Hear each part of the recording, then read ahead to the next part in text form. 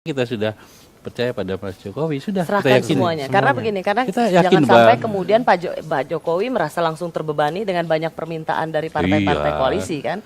Nggak pernah ada minta, nggak ada. Udah saya sampaikan tadi kan, nggak ada.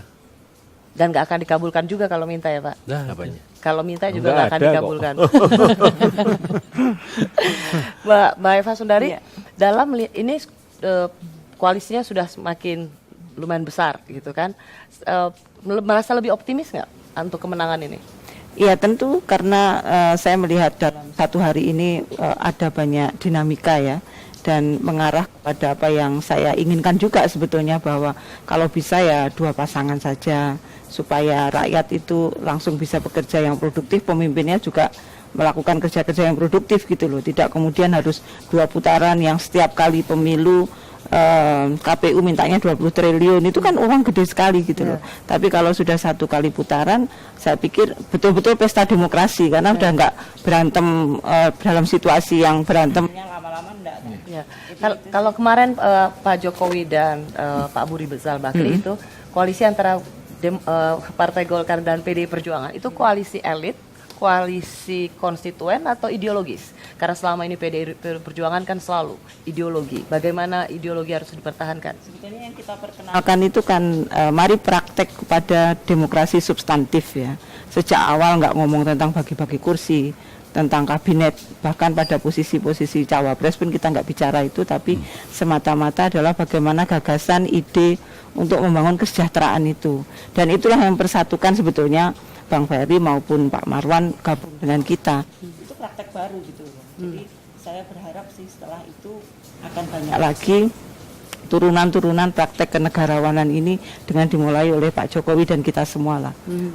Ini menarik karena misalnya kemarin begitu ada pertemuan di Pasar Gembrong itu, ini koalisi di mana mengusung ke ideologi dan juga ajaran Bung Karno dengan kampanye penak zaman kuto, begitu, dan juga perpaduan Golkar baru yang dibentuk oleh Nasdem. Gimana Pak Jokowi menerangkan kerjasama ini pada konstituen Anda? Ya, saya kira sekali lagi ya, ini kan langkah-langkah yang ingin kita ambil ke depan, agenda-agenda yang ingin kita garap ke depan sudah kita bicarakan. Dan menurut saya sudah sama gitu, sudah sama. Mau bicara apa lagi? Karena semua visi misi kita sekali lagi itu sudah ada di konstitusi kita, di Undang-Undang Dasar 45. Udah. Goalnya semuanya sama kok. Masyarakat yang adil dan makmur.